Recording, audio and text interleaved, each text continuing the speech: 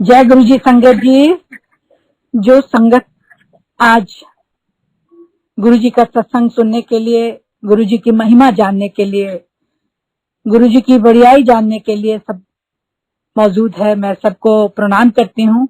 और सर्वप्रथम अपने सदगुरु अनंत महाशिव गुरु जी के चरणों में नतमस्तक होती हूँ। और ये सब गुरु जी की महिमा बताने का एक साधन जो आपने शुरू किया है, इसके लिए मैं आपको बधाई देती हूँ कि इस समय में, ऐसे काल में, जो गुरुजी उस समय कहा करते थे, इस समय में जब हम घरों में बैठे हैं, मंदिर अभी बंद है और एक ऐसी महामारी में जूझ रहे हैं जिससे सभी, पूरा देश नहीं पूरा विश्व परेशानी में है। मैं आज अपने जो गुरुजी के साथ यात्रा रही है, गुरुजी के साथ से पता नहीं हम कितने जन्मों से जुड़े हैं, ये तो मैं नहीं जानती हूँ। गुरुजी ने केवल इस युग में, इस समय में, मैं जब गुरुजी के पास मुझे बुलावा आया, मैं पहले कभी किसी गुरु के पास नहीं गई, ना मैं गुरु में कभी किसी विश्वास रखती थी। सिर्फ अपनी और अपनी पूजा पाठ करना, अच्छे कर्म करना, मदद करना, लोगों की सेवा करना, उसी में एक विश्वास रखती थी। लेकिन फिर भी गुरुजी का जो कल्याण करने का तरीका है, जो समय है, कितने जन्मों से हमें देखते आ रहे होंगे, लेकिन समय पे जब उन्होंने बुलाया, सन 2000 में गुरुजी ने एक माध्यम बनाया, मैं गुरुजी के चरणों में आई और आने के साथ मेरे अपने समस्त परिवार के, मेरे बच्चे, मेरे हस्बैंड, सब अंकल भी गुरुजी के पास आए। तो गुरुजी ने बहुत ही प्यार, जैसे अपनी सभी संगत को बहुत प्यार करते हैं, पूरे ब्लेसिंग्स देते हैं, पूरा आशीर्वाद देते हैं। ऐसे मेरे महान गुरुजी, मैं बारंबार कहती हूँ कि जितनी बार भी हम कहें, गुरुजी के चरणों में बैठने का मौका मिला, गुरुजी के चरण दबाने का मौका मिला और अपने अंदर से एक खिंचाव पैदा हुआ। गुरुजी, ये खिंचाव गुरुजी स्वयं करते थे। और जब इतना ज्यादा लगाव और खिंचाव रहा, मन में लगता था कि अब गुरु के पास चलें, हम गुरुजी से बात करें। गुरुजी स्वयं भी बात करते थे, लोगों के सत्संग सुनने को मिले। पर उस समय में कभी कभी हम अपने आप को अफसोस भी होता है कि उस समय में हम गुरु को भगवान नहीं समझ पाए। हम सिर्फ गुरु जी कहते रहे, वो रब हैं, वो भगवान है, वो महाशिव हैं, वो सदाशिव हैं, ये उन्होंने पहचानने ही नहीं दिया। और मुझे लगता है वो यही सोचते होंगे कि अपने आप को पर्दे में रख के, उन्होंने बहुत बारी कहा कि यहाँ ब्लेसिंग्स तो रूठी फिरती है, ब्लेसिंग्स लेने वाला चाहिए। लेकिन शायद हम कभी कभी उनकी बातों को मान लेते थे, कभी कभी नहीं मान पाते थे। हम उनको एक इंसान रूप में देखने में, आज की जो संगत, जो नई संगत जुड़ी है, मैं समझती हूँ वो ज्यादा सौभाग्यशाली हैं। वो ज्यादा अच्छे तरह से गुरुजी के साथ गुरु को भगवान मान के वो आए। लेकिन हमने जब उनको चोले में देखा, उस रूप में देखा जहां हमें प्यार तो मिला, गुरुजी की बातचीत करने को मिली, गुरुजी से बहुत सारी चीजें सीखने को मिली। उन्होंने हमेशा से कहा एक दूसरे की मदद करें। मेरे को याद है जब मैं गुरुजी के पास आई थी, मैं दिल्ली सरकार में कैबिनेट मिनिस्टर थी और वहां कभी कभी बस बैठे हुए गुरुजी की सेवा करने का जो मौका मिला, और भी बहुत सारे लोग थे। लेकिन जब गुरुजी ने कई बारी बुलाया, मेरे को एक आध बारी उन्होंने कहा कि एक बारी कहा कि एक वीरवार आना। अच्छा, मैं उस वीरवार को ना जाके मैं फ्राइडे जब पहुंची तो उन्होंने 2-3 बार मुझे कहा कि मैंने वीरवार बुलाया था। तो मैंने कहा कि गुरुजी, मेरा बहुत सारा काम पड़ा था, रात के 2 बजे खत्म हुआ, मैं इसलिए नहीं आ पाई। मैं अपने आप को इतना बदनसीब समझती हूँ कि उस समय में हम उनकी उस महिमा को या उनके कहे हुए बात को समझ ही नहीं पाए कि हमें उसी समय वो काम करना चाहिए था, जिसका हो सकता है मुझे नुकसान भी रहा हो, ये मुझे नहीं मालूम है। लेकिन गुरुजी ने फिर भी अपनी ब्लेसिंग से, अपने आशीर्वाद से मुझे बहुत सारी बातें करी। मैं जब वहां गई थी तो मेरे थोड़ा सा L4 L5 में थोड़ी प्रॉब्लम थी, तो मैंने गुरुजी को कहा कि मुझे बहुत नीचे बैठने में तकलीफ हो रही है। तो बस इतना ही कहा, उन्होंने कहा अच्छा चलो। वो अंदर जैसा उनका तरीका था, अपनी संगत को क्योंकि वो रब हैं, हम नहीं समझ पा रहे थे। वो डॉक्टरों के डॉक्टर हैं, वो इतने महान है कि हम उन्होंने कहा अच्छा, कमरे में जाके उन्होंने एक चम्मच मंगा के मेरा पूरा एक्सरा किया। पूरा एक्सरा करने के बाद उन्होंने कहा कि पानी नहीं पीती हो तुम, सारी नाड़ियां सूखी पड़ी हैं। मैंने कहा जी गुरुजी मैं बहुत कम पानी पीती हूँ। तो उन्होंने मेरे को उल्टा लिटा के मेरे पैर को थोड़ा सा खींचा और तब से अब तक मेरी उस समस्या का समाधान हुआ। मैं गुरुजी के चरणों में बारंबार प्रणाम करके ये कहूंगी कि संगत, आज की जो संगत है वो भी गुरुजी के साथ जुड़ी है, और जो गुरुजी उस समय पे फिजिकल फॉर्म में थे और उस समय पे हम उनसे जुड़े तो हमें लगता था हम कोई भी बात होगी गुरुजी से कह देंगे। और ये बात ठीक है कि गुरुजी से कोई भी समस्या हमें आती थी तो हम जाके सोचते थे कि अब हमें डरने की बात नहीं है, बड़ी से बड़ी समस्या का समाधान गुरुजी के पास है, हम जो कहेंगे वो समय पे जरूर करेंगे और करते भी रहे। इसी तरह से जो मेरी बेटी की एक प्रॉब्लम थी, मैंने उनको कहा गुरुजी इस तरह की ये प्रॉब्लम है। उन्होंने कहा ऐसे होता है, बस अगर उन्होंने ये कह दिया तो समझो उस समस्या का, उस रोग का निदान हो गया। और उन्होंने वहीं बैठे बैठे, मेरी बिटिया भी साथ में बैठी थी, चाय प्रसाद गुरुजी अपना पी रहे थे और उन्होंने फिर बिटिया की तरफ देखा और अपना वो चाय प्रसाद उसको देके कहते इसे पी ले। उसने वो तुरंत पिया और उसकी उस समस्या का समाधान उसी समय पे वहीं हुआ। मैं उसके दूसरे दिन जब डॉक्टर के पास गई, डॉक्टर ने कहा कि अच्छा इसकी एक हम टेस्ट और कर लेते हैं। जब उसका टेस्ट किया तो उसके बाद वो टेस्ट जो है नेगेटिव आया।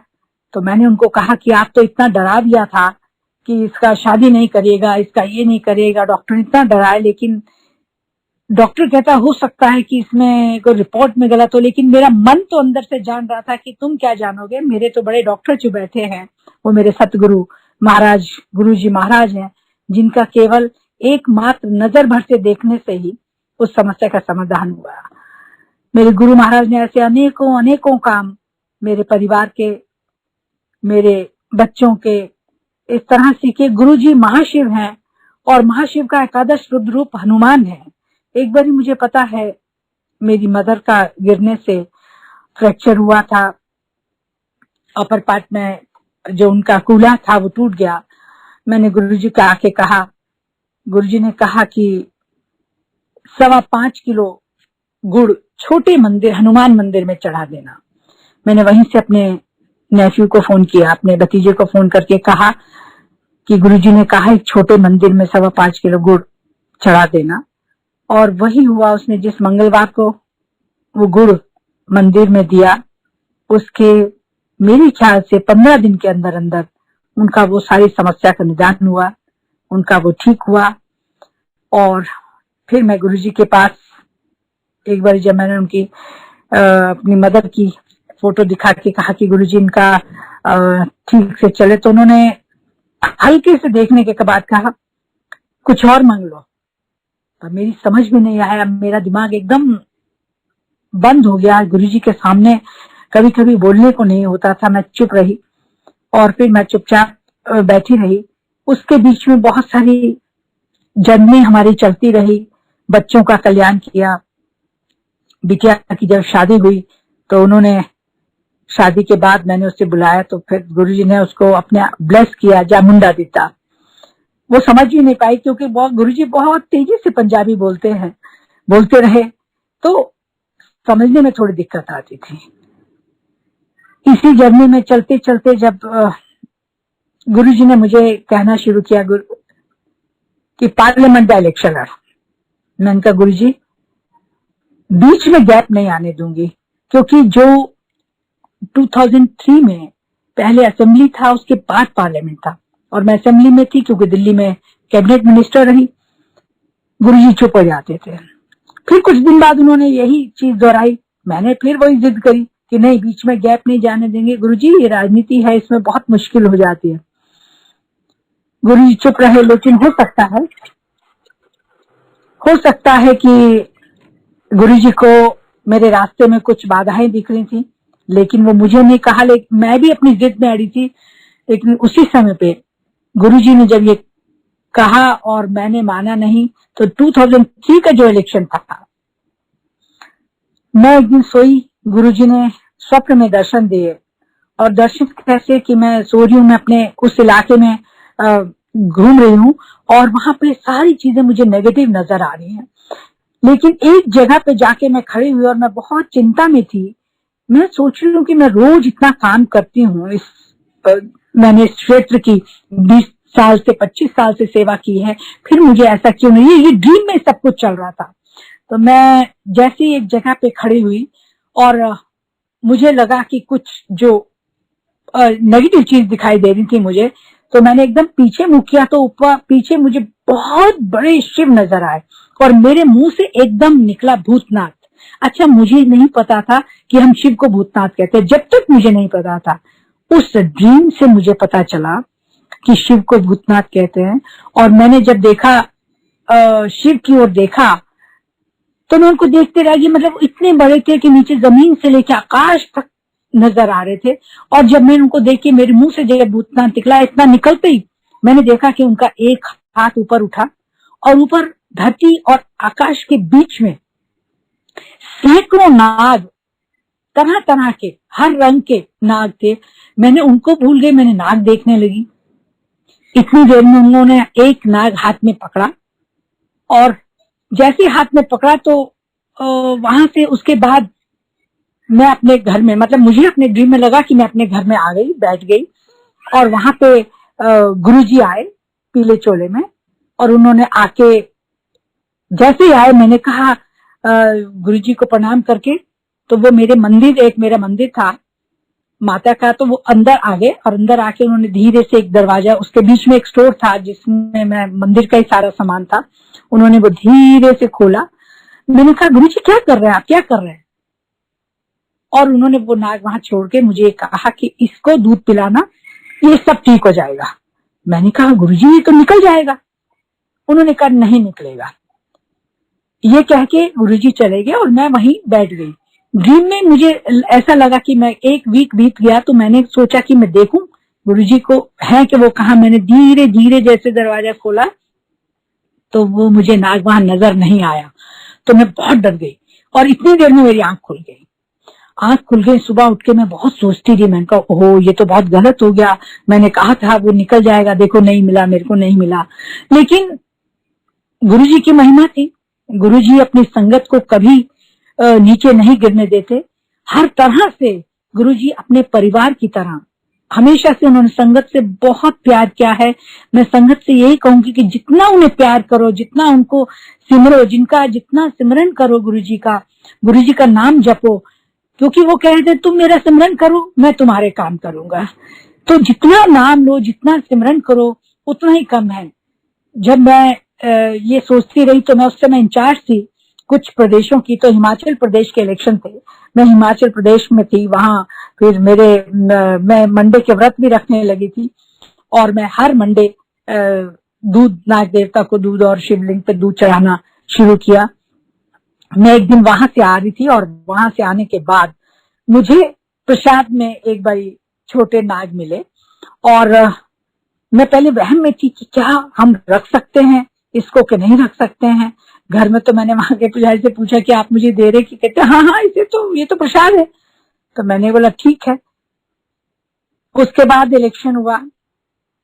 जो मैंने सीन गुरुजी ने जो स्वप्न में, वो स्वप्न में नहीं होते, हम तो स्वप्न कहते हैं, पर गुरुजी कहते हैं जब मैं स्वप्न में आऊं तो मैं साक्षात मैं आपके सामने होता हूँ। जो मैंने ड्रीम में सारा सीन देखा कि पोलिंग हो रहा है, पोलिंग पे पोलिंग कम है, मैं जिन लोगों को बोल रही हूँ, अभी भी मुझे उनके नाम याद है, यहाँ कहना ठीक नहीं है, मैं उनको कह रही हूँ कि 12 बज गए, पोलिंग नहीं हो रहा, आप वोटर निकाल के लाइए, वोट निकालिए। फिर वो कहते अच्छा अच्छा अच्छा मैडम हम जा रहे हैं, निकालेंगे। करते करते पूरा टाइम हुआ और उस समय में, उस इलेक्शन के टाइम में 1 वीक का समय आया पोलिंग के बाद रिजल्ट के बीच में। तो मैंने, पोलिंग तो हो गया, कुछ लोगों को मैंने अपने वर्कर्स को बुला के पूछा कि क्या रहेगा, मैं बहुत डरी हुई हूँ। तो उन्होंने कहा कि जो बहुत अच्छे काम किए तो उन्होंने कहा नहीं नहीं ठीक है, बिल्कुल ठीक है, लेकिन जो जो वाकई नेगेटिव लोग थे उन्होंने कहा 50-50 है, बड़ा मुश्किल है, ये है वो है। मैंने कहा देखिए जो होना था वो तो हो गया, अब तो रब जाने। लेकिन मेरे को जब रिजल्ट आया तो मैं थम्पिंग मेजोरिटी से जीती, बहुत अच्छे वोटों से मैं जीती। मैं जीत के गुरुजी के पास आई, वो हंसने लगे और उन्होंने फिर दोबारा ये नहीं कहा कि पार्लियामेंट लड़, क्योंकि वो मेरे से पहले कह चुके थे। और उसी बीच में हुआ ये कि वो चुनाव थे नवंबर 2003 में, और जो पार्लियामेंट का इलेक्शन था वो था मई 2004 में। जब मैं दिमाग में ऐसा नहीं सोचा था कि मैं पार्लियामेंट लड़ूंगी, लेकिन गुरुजी के वचन, जो सत्य वचन, फिर 2006 महीने के अंदर मैंने वहां से पार्लियामेंट का चुनाव लड़ा और गुरुजी की कृपा से वो मैं जीत के जब पार्लियामेंट पहुंची और जब मैं आई गुरुजी के पास तो वो बहुत जोर से हंसे। उन्होंने कहा अब ठीक है?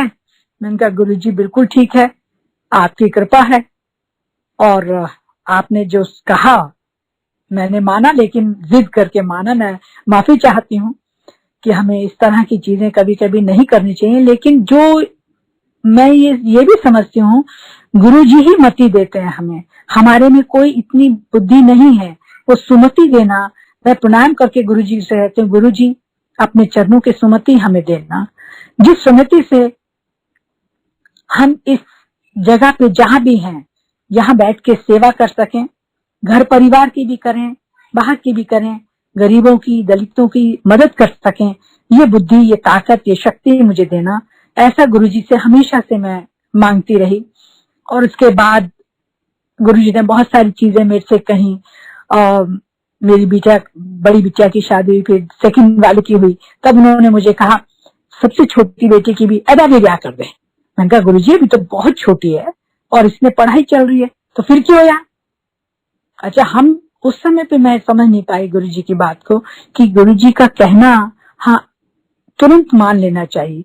हम सिर्फ ये लगा कि गुरुजी एक बड़े होने के नाते जैसे एक जनरल वे में कह देते हैं अभी बिटिया की शादी है महीने बाद ही दूजा भी ब्याह कर दे।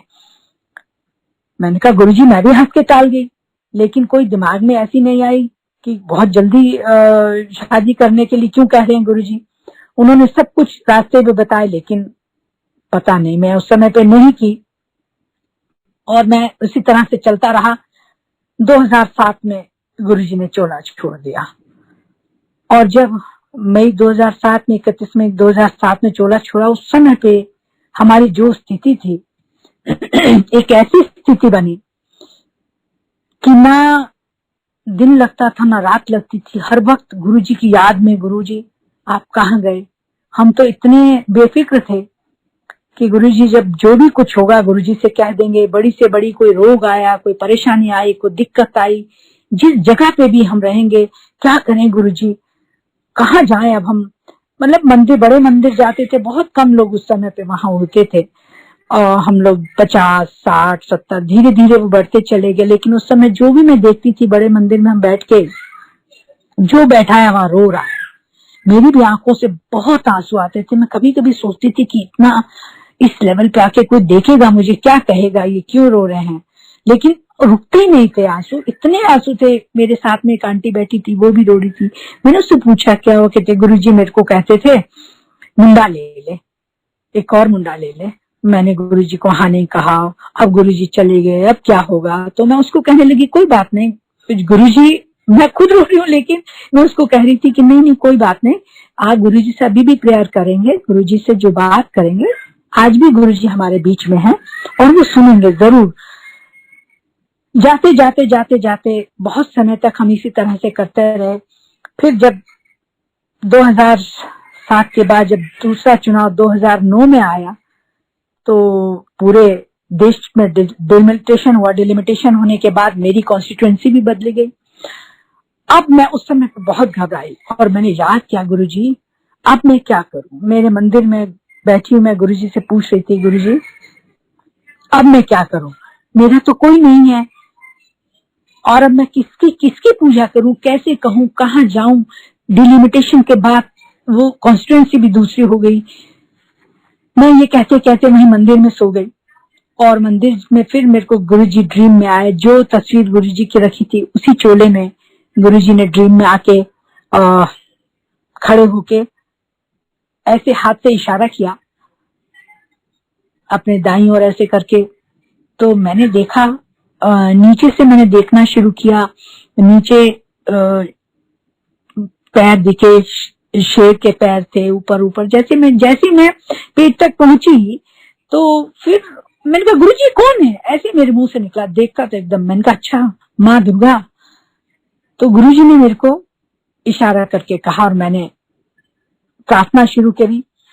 और गुरुजी की ऐसी कृपा रही। गुरुजी विभिन्न रूप, गुरुजी एक नहीं अनेक है। गुरुजी में ही माँ दुर्गा है, काली है, सरस्वती है, लक्ष्मी है, कृष्ण है, शिव है, महाशिव है। गुरुजी महाशिव है, हनुमान है, राम है, सब कुछ गुरुजी में समाहित है। गुरुजी एक वो प्रकाश है, वो एक लाइट है। गुरुजी जिनका आदि ना अंत, एक वो ऐसी लाइट है कि जिसमें सब कुछ समाहित है। उस समय समय पे कब किससे किसका काम करना है, गुरुजी स्वयं उस बात को आपको अग्रसर करते हैं, बताते हैं इस तरह से करो। जब गुरुजी ने कहा, मैंने गुरुजी के कहे अनुसार प्रार्थना करी। और प्रार्थना के बाद मैं संगत जी बताना चाहती हूँ कि जीवन भर हम किस तरह से गुरुजी को अपने अंदर समाये हैं। गुरुजी आज भी हमारे साथ हैं, हमारे दिलों में है। हम अपने अंदर ढूंढे। 2009 का चुनाव जीत के भारत सरकार में केंद्रीय मंत्री बनने का मुझे मौका मिला। और 5 साल जिस तरह से गुरुजी का नाम लेके इस देश में जितनी मेरे से हो सकता था गुरुजी की आज्ञा से सेवा करने का मौका मिला। महिला बाल विकास मंत्रालय रख के जितने भी कानून बना सकती थी, अच्छे कानून महिलाओं के लिए, बच्चों के लिए बनाए गए, वो सब गुरु कृपा थी। मुझे याद है कि मैं हर मंडे गुरुजी के बड़े मंदिर आती थी, अपनी मीटिंग में हूँ। या एक दिन मैं बहुत जल्दी, दिन में मैं थोड़ा सा टाइम फ्री था, उसके बाद मेरी मीटिंग थी 3 बजे। तो मैंने सोचा मैं पहले गुरुजी के दर्शन कराऊं। मैं मंडे को जैसे मैं आके बैठी तो मेरी आदत थी, तो पीछे जो पहले पुराना किचन था वो, वहां पे मैं बैठी हुई थी, सब संगत थी। फिर किस संगत में अंदर गई, किचन में ऐसे देखने चलेगी तो आंटियां बैठी थी, कुछ कहने लगी, आंटी बैठो आप भी सेवा करोगे। मैंने कहा हाँ हाँ क्यों नहीं। मैं वहां सेवा करने, मैंने सोचा सब आंटी बैठी है, मैं भी सेवा करने लगी। वहां बहुत बड़ा एक भगोना आलू का था, बॉइल्ड आलू का।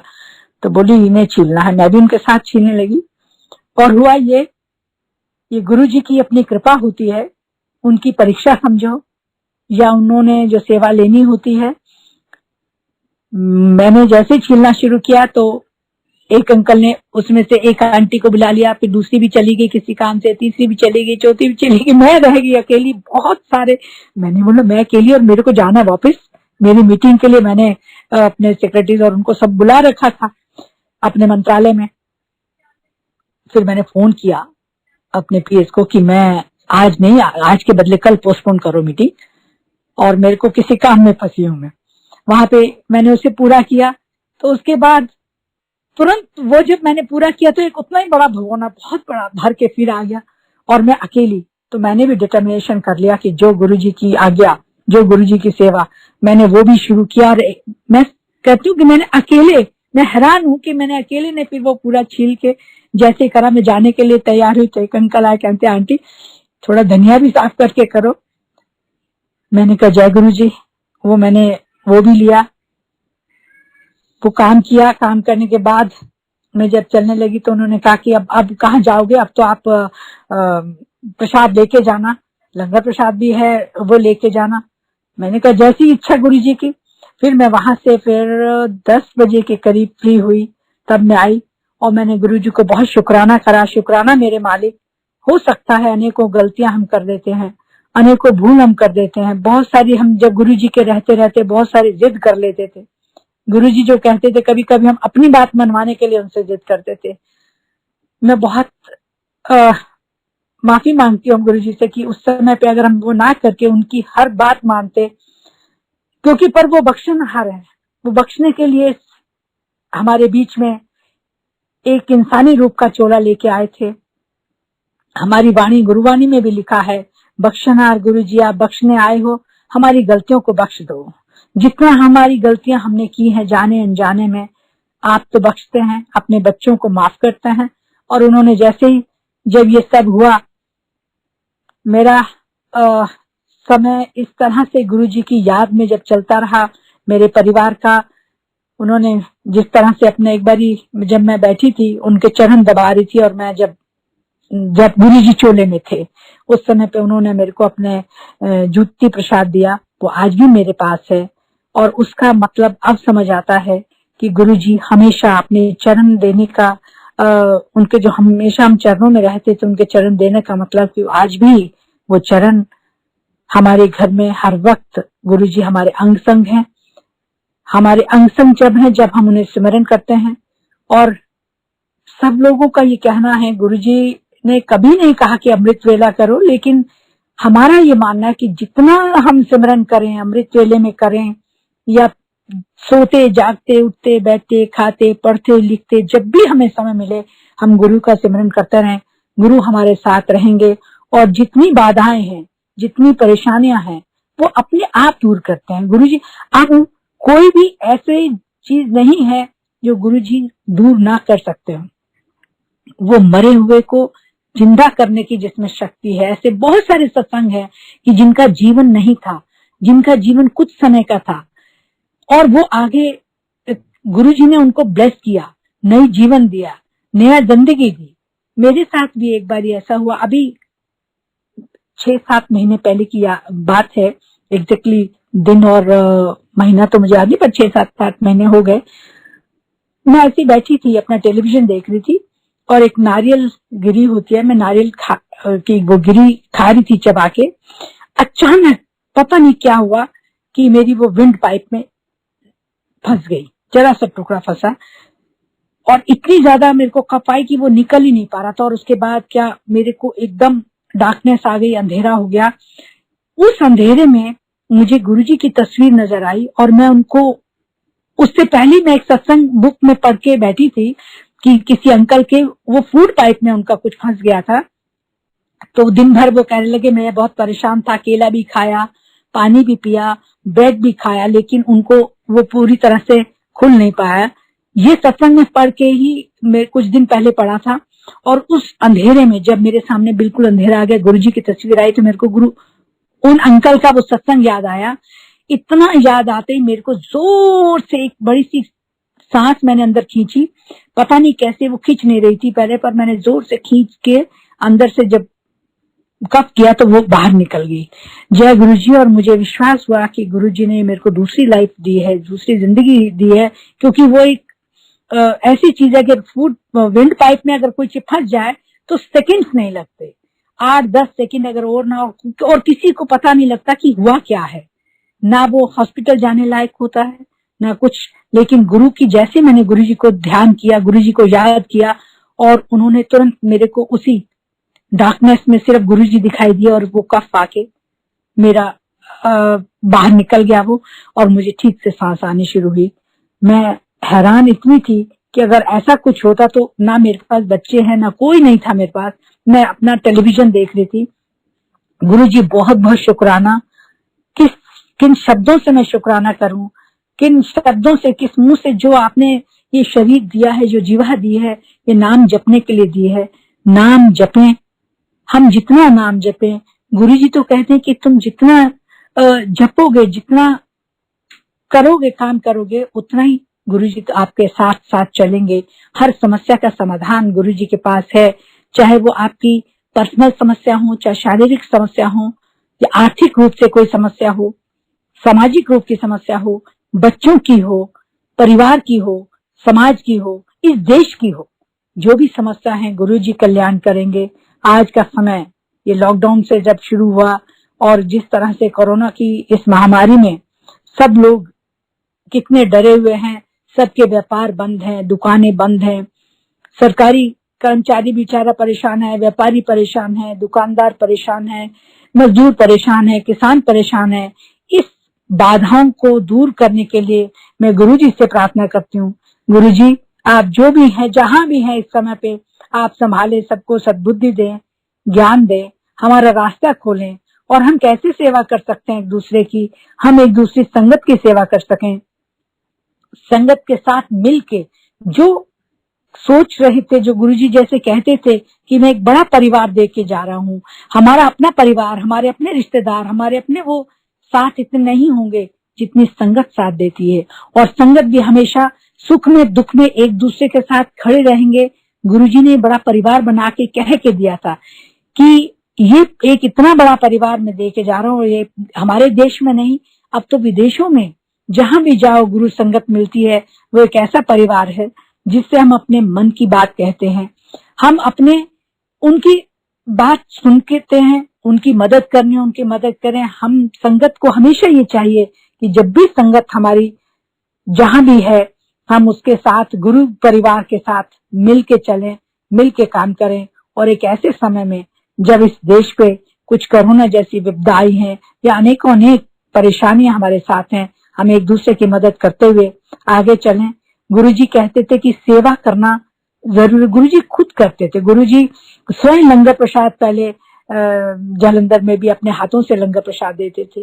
और कितनी लंगर प्रसाद वो हमारे यहाँ गुरुद्वारे में बंगला साहब में भी जाके उन्होंने कई बार वहां लंगर प्रसाद दिया और अपने हाथों से लंगर प्रसाद देते थे। और जब हम शुरू में आए तो गुरुजी प्रसाद अपने हाथ से देते थे, चाहे वो हलवे का प्रसाद हो, चाहे मिठाई का प्रसाद हो, चाहे लड्डू और बर्फी और मिक्स करके। और उसको हमें सारा खाना होता था, कभी कभी वो पूरा खाया भी नहीं जाता था, क्योंकि और उस समय जब हम शुरू में आए तो इस बात का ज्ञान भी नहीं था कि सब यहीं खा के जाना। हम कभी कभी जितना खाया जाता था बाकी एक पॉलिथीन में रख के अपने पर्स में रख लेते थे और फिर घर आके खाए। अब हमें बाद में जब पता चला कि वहीं सब खाना होता है तो कभी कभी उसके लिए भी बहुत पछतावा होता था। पर गुरुजी से माफी मांगते रहे, गुरुजी जिन चीजों का हमें ज्ञान नहीं था, जाने अनजाने में जो गलतियां जो भूल चूक हुई हैं, उसके लिए आज भी क्षमा प्रार्थना करते हैं। हम क्षमा याची हैं और चाहते हैं कि हमें माफ करेंगे। और जितनी संगत है, जितने संगत हमारे आपकी जोड़ी है, उन सब के काम करें और नई नई संगत हम जोड़ें। क्योंकि गुरुजी उस समय भी हमसे कहते थे और संगत लाओ, और संगत लाओ, नई संगत लाओ। जितने एहो जहा संत नहीं मिल सकता, जिन्होंने कल्याण कराना हो कल्याण करने वास्ते ले आओ, जिन्हें भी संगत लानी है। और जब हम सोचते थे गुरुजी जिसको कहें, तो हम जैसे लोगों को कहना किसी के लिए बड़ा मुश्किल था। जिसको कहें तो उनको लगता था इनको क्या लालच है, क्यों अपने गुरु के पास ले जाना चाहते हैं। मैंने एक बार गुरुजी को ऐसे ही कह दिया तो वो चुप रहे। फिर उन्होंने कहा कि अच्छा देखना, बड़ी बड़ी लाइनें लगेंगी। तब भी हमारे मन में एक संशय होता था उस समय पे, गुरुजी हम यहाँ 500 है, 1000 है, 2000, 10,000, 20,000 हो जाएंगे। लेकिन जय गुरुजी, इतनी संगत जो अब जुड़ी है, भगवान मान के जो संगत जुड़ रही है और दिन प्रतिदिन बढ़ती चली जा रही है, भारत में नहीं भारत के बाहर भी विदेशों में जितनी संगत जुड़ रही है, ये सब उस रब की, उस मालिक का अपना जो संगत को हर काम करने का जो रास्ता है, तरीका, जो भगवान जो काम करते हैं, जो बड़े से बड़े कोई रोग को ठीक करने के लिए डॉक्टर बिल्कुल जवाब दे देते हैं, वो काम गुरुजी करके दिखाते। वो कहते भी थे, देखा डॉक्टरों की डॉक्टरी फेल करती। वो बहुत सारे एब्रिविएशन और चीजों को देते थे। इसी तरह से बहुत सारी बातें हैं जो गुरुजी करते आए। और CPWD का उन्होंने मजाक में बहुत सारी चीजें कहते थे, या IAS को I am sorry sir, yes sir. हम लोग कभी कभी हंस देते थे उस बात को, हंसाते भी रहते थे। जब संगत में बैठते थे बहुत हंसाना खिलाना। फिर कुछ संगत को रोकते थे। एक बारी, अंकल टाइम है, अभी टाइम है या खत्म हो रहा है? Hello ji aunty, please continue करें। अच्छा ओके। तो एक बारी की मुझे याद है, गुरुजी किसी आंटी के घर लेके गए, रात के 10 बजे थे। और वहां जाके उनको उठा के उनको बोला आंटी जी परांठे बनाओ। मैंने कहा गुरुजी रात 10 बजे हम लोग किसी को उठा के कह, तो गुरुजी कुछ बोलते नहीं थे। हो सकता है गुरुजी कहीं ले जाके किसको ब्लेस करने जा रहे हैं, वो उन आंटी को ब्लेस कर रहे हैं या हम संगत में से जो गए हैं उनको ब्लेस कर रहे हैं, या जहां हम गए हैं उनके अड़ोसी पड़ोसी आस पास गुरुजी वो ब्लेस करते थे जिनको पता भी नहीं होता था। गुरुजी की ब्लेसिंग्स अपरंपार थी। मतलब किसको ब्लेस करने जा रहे हैं आप उसका अंदाजा नहीं लगा सकते थे। मुझे याद है एक बारी हम लोग रात को गुरुजी हमको 2 बजे इंडिया गेट के पास गुरुजी हमें लेके आए और वहां पार्लियामेंट के बाहर बैठ के, एक ग्राउंड है जहां पे अब पुलिस बूथ बन गया क्योंकि मेरा तो रोज वहीं जाना है, वहां ग्राउंड में एक पेड़ के नीचे 2 बजे बैठ के लंगर हम लेके आए थे एम्पायर एस्टेट से। वहां बैठ के हमने लंगर किया और लंगर लेके गुरुजी फिर कोई हम 2:30 बजे, आधा घंटा वहां बैठे, 2:30 बजे फिर पैदल पैदल चल दिए इंडिया गेट से ओबराय कॉन्टिनेंटल की तरफ। मैं भी सब पैदल पैदल गए, कुछ लोग गाड़ियों में बैठ गए, हम सब पैदल वहां ओबराय तक गए। 4 बज गए। फिर 4 बजे उन्होंने सुबह का चाय वहीं पिलाई। हमारे साथ एक सिख भाई थे, सिख संगत थी, मुझे नाम याद नहीं, उनको पेमेंट करने के लिए कहा। फिर हम वहां से 4 बजे चाय लेके 5 बजे वापस आए। अब मुझे नहीं समझ आ रहा कि गुरुजी ने वहां जाके रात में हम जो 15-20 लोग थे किस लिए आए, किसको ब्लेस करना था, कैसे चलना था, लेकिन हम तो एक धुन में थे। जहां जहां गुरुजी चले पीछे पीछे हम चले और उनके साथ जो जर्नी हमारी रही वो बहुत ही सुखदायी रही। बहुत ज्यादा मतलब मन को इतनी शांति थी, हम लोग इतने बेफिक्र थे कि परमपिता परमात्मा बैठे हैं और जैसे घर में बुजुर्ग बैठते हैं तो हमें डर नहीं होता कि कोई भी बात होगी उनसे पूछ लेंगे, सलाह ले लेंगे, लेकिन ये तो एक रब थे और उन्होंने जब महसूस नहीं होने दिया कि हम तो यही समझते थे गुरुजी एक परिवार के सदस्य हैं और अभी हमने ये सोचा नहीं था कि हमारे बीच में से हमें छोड़ के ऐसे जाएंगे, लेकिन जब उन्होंने शुरू किया कि मैं कहीं नहीं गया, मैं यही हूँ। जब बड़े मंदिर जाके हम लोग बहुत परेशान होते थे तो एक बार मैं बैठी थी और बैठे हुए मैंने सोचा कि गुरुजी आप यहाँ हैं कि नहीं हैं। आप हमेशा से मन में एक भाव आता है कि आप यही हैं। आप ड्रीम में भी आके कहते हैं मैं कहीं नहीं गया, मैं यही हूँ। अगर आप यही हैं तो मैं आंख बंद करके कहीं हाथ रखूंगी, तो अगर आपने कुछ मुझे दिया तो मैं समझूंगी आप आज भी यही हैं और हमें ब्लेस करते रहेंगे। संगत जी आप मानिए, मैंने बहुत आंख बंद करके गुरुजी को स्मरण किया और जैसे ही मैंने आंख बंद करके हाथ नीचे रखा तो एक छोटा सा पतला सा बॉक्स, लंबा सा गत्ते का वो था, तो मेरे हाथ में वो आ गया। तो मैंने उसको धीरे से खोल के देखा कि क्या है। तो जिस चम्मच से गुरुजी हमारा एक्सरा करते थे, जिस चम्मच से हमेशा संगत को एक्सरा करते थे, एक ब्रांड न्यू स्पून आज भी मेरे पास है, वो उन्होंने मुझे दिया। उसमें था वो छोटा सा, आगे टीस्पून है लेकिन उसका जो डंडी है वो काफी लंबी थी। तो मैंने गुरुजी को कहा गुरुजी शुक्राना आपके इस बताने का कि आप आज भी हमारे साथ हैं। और इसी तरह समय बीतता गया, जाते गए धीरे धीरे बड़े मंदिर में जब कुछ लोग हम होते थे तो हमें वहां पे बैठ के एक दूसरे से सत्संग करते थे, चाय प्रसाद माली अंकल बना देते थे, हम यहाँ से समोसे लेके गए या जो भी जिसको गुरुजी ने मन में डाला वो लाके हम उसको शेयर करके खाते थे गुरुजी का प्रसाद समझ के। और फिर वहां से एक जाते जाते एक दिन और मेरे मन में आया कि गुरुजी मैंने जो कहा आपने किया, पर गुरुजी वाकई हम लोग इतने नादान हैं, हम इतने जैसे परीक्षा लेते हैं गुरुजी की। फिर गुरुजी से कहा गुरुजी आप हैं कि नहीं, हमें कैसे पता चले। जब आप चोले में थे तो हमें बड़ा अच्छा लगता था कि गुरुजी सामने हैं, बैठ जाएंगे, बात कर लेंगे, गुरुजी को कोई समस्या होगी बता देंगे। अब हम किसको कहें। वो बात बहुत देर में धीरे धीरे पता चली। गुरुजी ने कहा कि मेरे स्वरूप से बातें करो, मेरे स्वरूप से आप बातें करोगे, जितना प्यार करोगे वहां से आपको जवाब मिलेंगे, टेलीपैथी से जवाब मिलेंगे। और टेलीपैथी से करते भी आए, लेकिन हम लोग उतनी जल्दी समझ नहीं पाते ना, हम इंसान हैं, हम समझते हैं गुरुजी सामने बैठे हैं तो ठीक है, नहीं है तो किस तरह से होगा। तो एक दिन बड़े मंदिर में मैं बैठी थी, मैंने चारों ओर देखा, फूलों से सजावट थी और मेरे मन में आया कि गुरुजी अगर आप यहाँ हैं तो आज मुझे कमल का फूल अगर मिलता है तो मैं समझूंगी आप यहाँ, क्योंकि मैं देख रही थी वहां कमल का नहीं था, बाकी सारे फ्लावर्स वहां थे। ये कह के 15-20 मिनट में ध्यान में बैठी रही और मैंने कहा देखा नहीं मिला ना, मन में सोच रही हूँ मैंने कहा गुरुजी नहीं मिला ना। और फिर मैं 10-15 मिनट बैठ गई और मैं उस बात को भूल गई, नहीं मिला ठीक है, मैं वहां पे बस आंखें बंद करके गुरुजी से ध्यान में बैठी रही। उसके बाद मैं उठ के जब फिर पीछे की तरफ गई जहां मैं हमेशा बैठती थी, शिवलिंग के बैक साइड पे, और वहां मैं शिवलिंग के पास बैठी गुरुजी का ध्यान कर रही थी।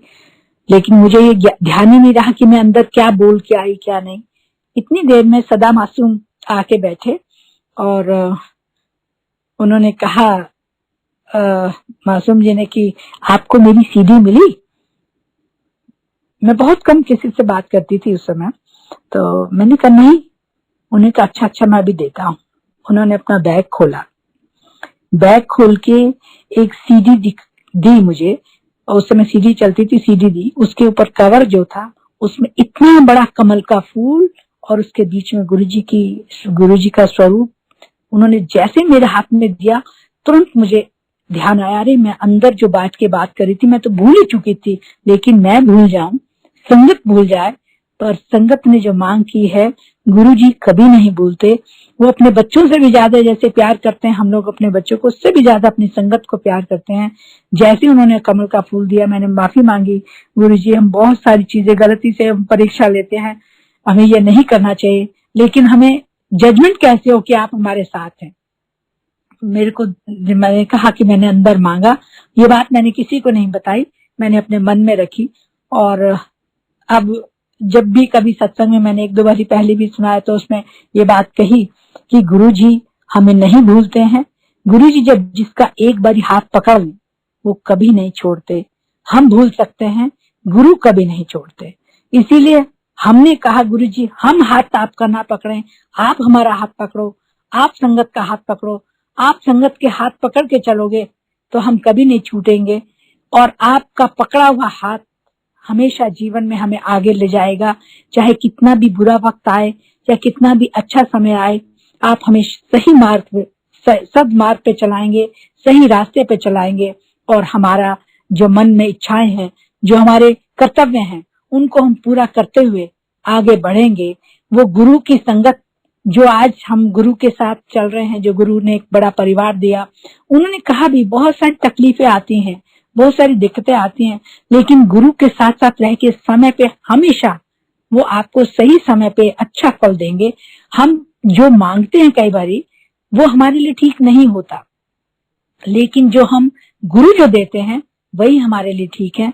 लेकिन हम इंसान है ना, हमें कोई चीज चाहिए तो आज ही हमें ये मिल जाना चाहिए, आज ही हमें गाड़ी मिल जानी चाहिए, आज ही हमें घर मिल जाना चाहिए, ये हम सोचते हैं। लेकिन जो गुरु के सिमरन में जो रहे उसको धीरे धीरे गुरु वो शक्ति भी देते हैं कि हम गुरु पे छोड़ दें अगर, कि गुरु जी आप जानिए, ये जरूर है, गुरु जी को अपनी बात कहिए जरूर, अपनी अरदास लगा दो, गुरु जी के चरणों में अरदास लगाओ। गुरु जी कभी उसको भूलते नहीं है, सही समय पे आके उस अरदास को पूरा करते हैं। ये मेरा अपना विश्वास है, और संगत को अनेकों ने जितने संगत सत्संग मैंने सुने हैं उनका भी बहुत विश्वास है। और कभी कभी कई संगत को मैंने कहते हुए सुना है कि गुरुजी से सीधी बात करो, ये बात ठीक है, सीधी बात करो, सीधा संपर्क जोड़ो, किसी को बीच में करने की जरूरत नहीं। लेकिन एक चीज और मैं मानती हूँ जो बिल्कुल सच है, गुरुजी कुछ मैसेजेस देते हैं, किसी संगत को मैसेज दिया मेरे लिए, किसी को दिया किसी और के लिए, वो जो संगत हमें कोई मैसेज देती है हमें उसको मान लेना चाहिए। ये भी गुरुजी ने मैसेज में कहा है कि जो संगत कोई अगर मैसेज दे दे कि गुरुजी ने ये कहा है और वो मानने लायक है तो जरूर मान लेना चाहिए। ये कह के उसमें इफ एंड बट्स नहीं लगाना है, लेकिन परंतु नहीं करना, जो गुरुजी ने कहा है उसको मान लेना चाहिए। क्योंकि कई बार अभी गुरुजी के चोला छोड़ने के बाद 2014 के एंड में मुझे किसी संगत ने कहा, एक मैसेज दिया कि ये एक अलमीरा है उसको आप निकाल दो। अच्छा, वो बहुत इतनी बड़ी थी और मैंने स्पेशल बनवाई थी अपने मेरे, क्योंकि मैं लॉन्ग कोट पहनती हूँ तो उसके लिए बनाई थी, बहुत बड़ी थी वुडन अलमीरा। मैं उसको, मेरे को जब मैसेज मिला मैंने कहा हाँ मैं करूंगी, लेकिन वो टाइम बीतता गया और कुछ महीनों तक मैंने नहीं निकाली। और उसके बाद मुझे उसका बहुत बड़ा एक खामियाजा भुगतना पड़ा, काफी तकलीफ हुई। और मुझे बाद में समझ आया कि मैंने ये नहीं निकाला इस वजह से हुई। तो गुरु अपनी संगत को उस समय मैंने नहीं किया, लेकिन गुरुजी ने खुद वो अलमीरा कैसे निकलवाई वो मैं सत्संग अगर समय है तो मैं उसको कंटिन्यू करती हूँ। मेरी छोटी बिटिया मेरे घर आई हुई थी लखनऊ से अपने ससुराल से, और वो रात को सोई और उसने कहा कि मम्मी गुरुजी आए हैं ड्रीम में और उन्होंने कहा कि 31 दिसंबर 2015 में आपने गुरुजी का सत्संग करना है और ये रंग का चोला होगा और ये लंगर प्रसाद होगा। साउथ इंडियन लंगर प्रसाद था वो, सब उसने मुझे बताया। वो मेरे ख्याल से वो ड्रीम भी उसको आया था जून जुलाई में, और 31 दिसंबर 15 में करना था। तो मैंने उसको नोट डाउन किया और मैंने जब उस नोट डाउन करके रखा कि इस दिन करेंगे, तो वो इस बीच में ही कुछ सामान मेरी उस बिटिया का मेरे घर से रोहिणी से उसके घर पे जाना था वसंत कुंज। तो मैंने उसको जब जो बुलाया पैकेज वाले को, तो जब उन्होंने सामान शिफ्ट किया उसी समय गुरुजी ने दिमाग में डाला कि जब मैंने कहा तुम सामान छोड़ के वापस जब यहाँ आओगे तो पेमेंट मैं करूंगी, लेकिन मेरी एक अलमीरा उतार के बाहर एक मंदिर था वहां दे के आने हैं। वो हुआ यही कि मेरे तो बस की नहीं था अलमारी को बाहर निकालना, लेकिन गुरुजी ने खुद एक ऐसा लिंक बनाया, सामान वहां से शिफ्ट हुआ, उसी के साथ मैंने वो अलमीरा भी निकाल के बाहर मंदिर में दी। और फिर गुरुजी ने मुझे वहां रहने भी नहीं दिया कि नहीं शिफ्ट हो जाओ शिफ्ट हो जाओ। शिफ्ट भी किया, लेकिन जिस दिन जो गुरुजी ने लंगर प्रसाद करवाना था वो इसलिए करना था, सत्संग करवाना था 31 दिसंबर 2015 में एक सत्संग रखा और सत्संग में जो लंगर प्रसाद दिया उससे पहले अलमीरा निकाली। और जिस समय वो अलमीरा जा रही थी, जैसे बच्ची ने ड्रीम में बताया कि इस तरह से कुछ लोग उतर रहे हैं 5-6 और वो रोते रोते जा रहे हैं और मेरी बिटिया को कह रहे हैं कि तुम्हारी मम्मी ने हमें बाहर निकाल दिया। मालूम नहीं कौन सी नेगेटिव चीजें थी जो गुरुजी ने ऐसे काटनी थी, उन नेगेटिव चीजों को निकालना था और उसको ड्रीम में बताया। सेम वही चीज सीन देखा जब अलमारी को वो लेके गए, तो मैं उनको कह रही थी 6-7-8 लोग थे, मैंने कहा देखिए बहुत बड़ी अलमीरा है, स्टेयर में कोई नुकसान नहीं होना चाहिए, वहां रेलिंग थी, वहां कांच की बाउंड्री थी, तो मैंने कहा ये टूटना नहीं चाहिए, आराम से। उन्होंने कहा बिल्कुल आराम से निकालेंगे, और वो निकाल के लेके गए। गुरुजी ने अपना सत्संग कराया और हमेशा जब वो कहते भी थे उस समय पे कि सत्संग किया करो, अब मैं उस समय पे तो सत्संग का मतलब होता था, मुझे लगता था बहुत बड़ा लेविशली करना है, बहुत बड़ा कोई कैथड्रल बुलाएं, सत्संग करें, लोग आएंगे, टेंट लगेगा, लेकिन नहीं, गुरुजी ने बहुत इजी वे में फिर उसको बताना शुरू किया कि सत्संग कम लोगों में करो, घर में बेशक करो, और अच्छी तरह से वहां बैठ के गुरुजी की गुरबानी करो, 2 घंटे का सत्संग हो, फिर लंगर प्रसाद हो, और उसके बाद उसमें ध्यान लगा के बैठे। वो सत्संग है जो सही मायने में आज हम समझ पाए हैं कि हमें सत्संग और सत्संग करना ही। सत्संग मीन्स अच्छे लोगों का साथ, गुरुजी का गुणगान करना, गुरुजी का वडियाई करनी, गुरुजी की व्याख्या करनी। ये जो गुरुजी ने हमें समय दिया, गुरुजी ने जो हमारे को रास्ता दिखाया, उस रास्ते को हम आज भी अगर फॉलो करें तो गुरुजी आज भी हमारे साथ हैं। और अनेकों अनेक ऐसे बहुत सारे सत्संग हैं कि किस तरह से उन्होंने हर समय पे हमें कैसे बचाया, किन रोगों से बचाया, किस तरह से गुरुजी शरीर की प्रॉब्लम को देख लेते थे। एक बार मेरी बिटिया के लिए और उन्होंने मेरे से जब कहा, मैंने उनको बताया कि ये समस्या, तो उन्होंने पान के पत्तों से उसका इलाज किया। पान के पत्ते मंगवाए, मेरे उसको 50 रुपए के पान के पत्ते ले आओ, तो हम करोल बाग से मैं लेके गई और उस समय 50 रुपए के उसने 50 पत्ते दिए। गुरुजी बहुत हंसे, इतने सारे। मैंने कहा गुरुजी आपने जितने के कहा था इतने मिले। अच्छा, उन्होंने कहा आधे मेरी बिटिया को ब्लेस करके दिए, आधे मुझे देके कहते हैं चलो तुम भी रख लो। वो किया। उसके बाद उन्होंने एक बार कहा कि 5 नारियल लेके आना है, 5 नारियल लेके और इस तरह से करके उसे बहते पानी में डालना है। तो ये केवल मुझे लगता है वो एक हमारे को बताने का एक तरीका था। गुरुजी तो अपने सिर्फ ब्लेसिंग उनकी आंखों से हो जाती थी, उनके हाथ से हो जाती, उनको देखने मात्र से हो जाती थी, लेकिन हमारे मन को शांति देने के लिए वो ये सब बताते कि छोटे छोटे जो उपाय बताते थे वो केवल एक रास्ता था हमें बताने का, हमें खुश करने का, कि हम सोचते थे वो उपाय करने से होगा। उपाय नहीं, गुरुजी का अपनी महिमा है, गुरुजी का अपना तरीका है किस तरीके से उन्होंने कौन सा काम कैसे करना है, जो ना हम कभी समझ पाए हैं, ना समझेंगे, ना हमें समझने की जरूरत है। केवल जरूरत है तो गुरु से प्रेम करने की।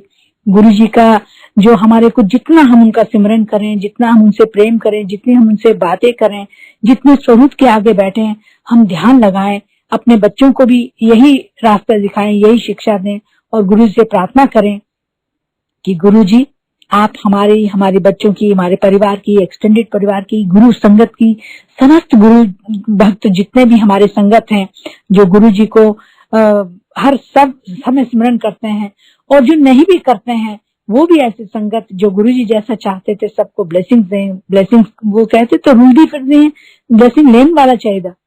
तो वो चाहते थे जितने ज्यादा से ज्यादा लोगों का कल्याण हो। वो महाशिव, वो सदाशिव, वो इस पृथ्वी पे मनुष्य रूप लेके आए थे लोगों का कल्याण करने के लिए।